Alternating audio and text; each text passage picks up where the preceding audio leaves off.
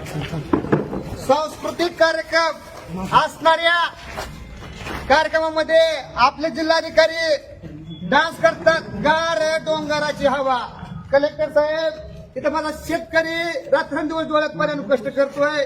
त्याचं घर वाहून गेलं, त्याचे जनावर वाहून गेले, त्याचे शेत वाहून गेलंय. कलेक्टर साहेब, तुम्ही जिल्ह्याचे कलेक्टर होता, तुम्ही जिल्ह्याचे न्याय व दंडाधिकारी आहेत.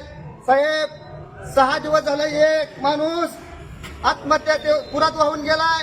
त्याला भेटायला तुम्हाला वेळ भेटली नाही. ते 6 दिवसानं ती व्यक्ती आज सापडते आणि तुम्ही गार डोंगराच्या हवेवर तुम्ही नृत्य करत असाल तर तुम्हाला या खुर्चीवर राहायचा अधिकार नाही. साहेब, तुम्हाला सरकारने त्वरित निलंबित केलं पाहिजे. मी घोषणा करतोय, निवेदन देतोय सरकारला, जर तुम्हाला 1 तारखेपर्यंत 1 ऑक्टोबर पर्यंत जर नाही तुम्हाला निलंबित केलं तर 2 ऑक्टोबरला मी महात्मा गांधीला जाब विचाराया स्वर्गात जाणार आहे. याच कलेक्टर ऑफिसून मी उडी मारणार आहे, आम्ही उड्या मारणार आहोत आणि महात्मा गांधीला विचारणार आहेत, महात्मा गांधीजी तुम्ही इंग्रज का घालेले देशातले?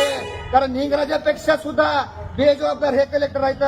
हे जर एखाद्या सांस्कृतिक कार्यक्रमामध्ये जर डान्स करीत असतील, उपजिल्हाधिकारी आणि जिल्हाधिकारी जर डान्स करीत असतील तर ह्याच्यासारखं दुर्दैव कुठलं नाही. त्याच्यामुळं आज माझा शेतकरी आत्महत्या करतोय. माझ्या शेतकऱ्याचं शेत जमीन चाटून गेले. ते शासनाच्या निधीची अपेक्षित आहे, प्रतीक्षेत आहे, पण त्याला तुम्ही कुठल्याही प्रकारचा न्याय देत नाही साहेब. आणि तुम्ही डान्स करायला मोकळ्यात, हे चुकीचं आहे. तुम्हाला ह्या खुर्चीवर राहायचा अधिकार नाही, तुमची पात्रता नाही. तुम्ही बेजबाबदार जिल्हाधिकारी आहेत. तुम्हाला या शासनानं तुम्हाला निलंबित केलं पाहिजे. दादा एकनाथ शिंदे, देवेंद्र फडणवीस आणि बावनकुळेला सवाल आहे. एक तहसीलदार निरोप समारंभाच्या कार्यक्रमामध्ये जर गाणं म्हणत असेल तर तुम्ही त्याच्यावर कारवाई करता. तसंच ह्या जिल्हाधिकाऱ्यांना डान्स नृत्य काम केलेलं आहे, तुम्ही ह्यांच्यावर कारवाई करणार का? मला 1 तारखेपर्यंत उत्तर अपेक्षित आहे. मीडियाच्या माध्यमातून त्यांना हे करतोय, जर तुम्ही 1 तारखेपर्यंत ह्यांच्यावर नाही कारवाई केली तर 2 तारखेला आम्ही सगळेजण हे कलेक्टर ऑफिसवर आत्मदान करणार आणि ह्याला जिम्मेदार हे सरकार राहणार आहे. या सरकारने ह्या कलेक्टरवर कारवाई करायची आहे, या ऍडिशनल मॅडमवर कारवाई करायची आहे. 2 तारखेला जर नाही झालं तर इथनं उड्या हाणून मी महात्मा गांधीला जाब विचारणार आहे की ह्यांना कशाला पाहिजे तुम्ही हे केलंय. जय जवान, जय किसान, जय जवान, जय किसान. शेतकऱ्याला मदत मिळालीच पाहिजे, अरे शेतकऱ्याच्या तळवरचं लोणी करणाऱ्या अधिकाऱ्याचं निलंबन झालंच पाहिजे. बेजबाबदार कलेक्टरवर कारवाई झालीच पाहिजे, बेजबाबदार कलेक्टरवर कारवाई झालीच पाहिजे. या कलेक्टरवर जर नाही कारवाई झाली तर 2 ऑक्टोबरला आम्ही आत्मदान करणार. जय जवान, जय किसान, जय जवान, जय किसान. पूरग्रस्त शेतकऱ्यांना मदत मिळालीच पाहिजे, आत्महत्याग्रस्त शेतकऱ्यांना मदत मिळालीच पाहिजे, बेजबाबदार कलेक्टरवर कारवाई झालीच पाहिजे. आमच्या मागण्या मान्य करा, नाहीतर खुर्च्या खाली करा, आमच्या मागण्या मान्य करा. नाहीतर खुर्च्या खाली या करा. बेजबाबदार कलेक्टरला त्वरित कारवाई करून ह्याला निलंबित केलं पाहिजे. नाहीतर संघटना जबाब विचारल्याशिवाय सोडणार नाही. या कलेक्टरच्या पदवीला सुद्धा किंमत नाही राहिली. जर हे कलेक्टर जर नाच काम करत असेल, गार डोंगराची हवा त्या जर गाण्यावर जर डान्स करीत असतील तर हे त्या पात्रतेचे नाही, ते योग्यतेचे नाही, त्या जबाबदारीचे नाहीत. म्हणून त्यांना त्वरित निलंबित करण्यात यावं ही आमची मागणी आहे.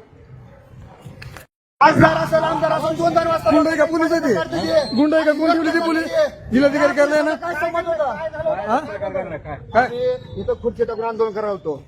त्यावेळेस लोकशाहीच्या मार्गाने आंदोलन आहे. मला ज्याच्या विरोधात आंदोलन करताना निवेदन द्यायची गरज नाही. देवेंद्र फडणवीस यांना सगळ्यांना मी बावनकुळेंना पत्र व्यवहार केलेला आहे. आंदोलन करताना आपण तिथं आला, इथं खुर्ची टाकून आंदोलन करत नाही. लोकशाहीच्या मार्गाने आंदोलन असलं ते कुठं बी करायचा अधिकार आहे. आणि आम्ही थोडं बाहेर गेल्यावर हे सांगतंय की ते आंदोलन करताना मारलं पाहिजे, ह्याला 4-5 पत्रकार पुढे करतात. अहो, हे आमच्या अस्मितेचा प्रश्न आहे, आमच्या शेतकऱ्याचा तळमळीचा प्रश्न आहे.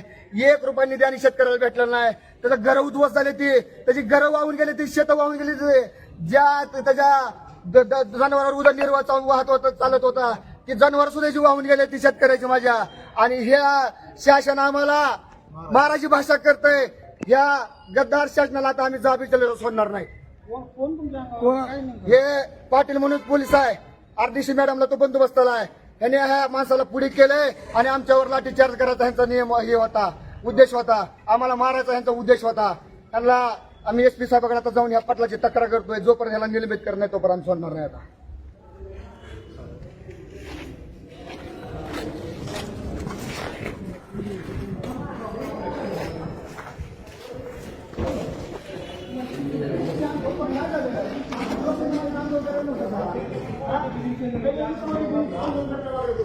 काय करायचं?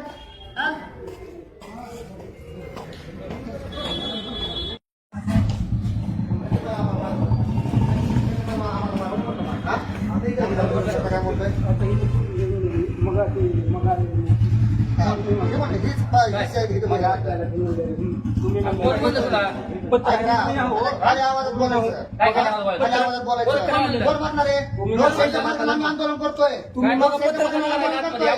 लोकशाहीच्या मार्गाने आंदोलन करतोय. काय म्हणलं मी? कोण म्हणलं? पण जरा पोषशीदार आहे. कोण म्हणलं? आणि कोण म्हणलं? कसं म्हणलं? म्हणलं होतं मी? नाही नीट ऐका. मी म्हणलोच नाही. आम्हाला गोळी करताय काय? आम्हाला मी म्हणलं नाही. आम्हाला व्यवस्था करता येतोय. मला येतं मला बी. मला बी करते ना आवाजवर आहे. मला बी आवाजवर आहे. हट. तू आतमध्ये बसायचा, आतमध्ये बसायचा. हट. हा. जायचं चल. जायचं नाही हो. ए, तू जायचं का? ए, जातो.